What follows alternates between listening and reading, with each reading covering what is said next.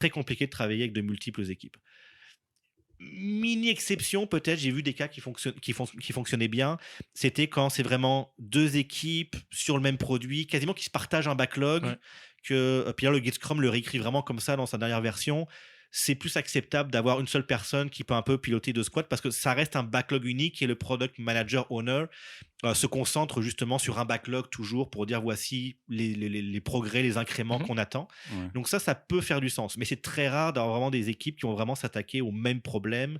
Parce qu'encore une fois, backlog, product goal, ça veut dire que les objectifs produits sont les mêmes pour les 2 squads. Mhm. Donc ça, c'est très rare parce que ça prend quand même une certaine maturité à opérer. Donc c'est rare, mais là, je l'ai vu marcher. Puis la question petit frère de celle-là, une hiérarchie de PO, là, parce que là, il y en a Le Master PO. le Master PO, le Supra Master PO, le Proxy Mini PO, le C'est- whatever, là, mais c'est là où on mets les commence niveaux que tu à- veux, là. As-tu dit Proxy PO? Oh non. C'est là où on fait un pari. À quel moment Eric va commencer à mentionner Safe, là où on s'approche de la cascade de produits. Là, ça y est, on y est. J'ai rien dit, moi. Non, mais imaginons un produit qui a des spécificités, des modules ou des trucs comme ça qui ont chacun, Ouais, qui n'est pas encore productifiable par module, disons. Ouais, tout à fait. Donc, absolument pas de simplicité. Que ce soit, faut avoir des modèles lisibles, compréhensibles par les employés, par les gens dans différentes équipes.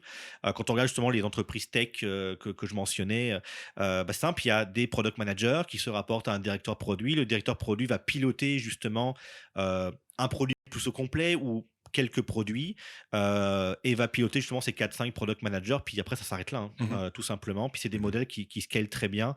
Il n'y a absolument pas besoin de faire des choses plus compliquées ou quoi que ce soit là. Donc, quand on est sur des très gros produits, par exemple, on va avoir un product manager qui va être. Alors, je vais prendre l'exemple de Facebook parce que pour le coup, tout le monde connaît l'app, mais il y a vraiment il y a un product manager qui va juste être dédié sur le bouton like et puis les réactions. Puis c'est ce qu'on appelle une feature area.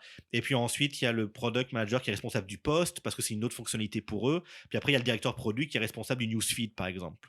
Puis ils ont tout découpé leurs produits comme ça. Et au moins, c'est clair. Puis il n'y a pas justement de cascade ou quoi que ce soit. Chacun a le total ownership sur son carré de sable. Et après, voilà, il y a des rapports qui existent, mais c'est pas plus compliqué que ça.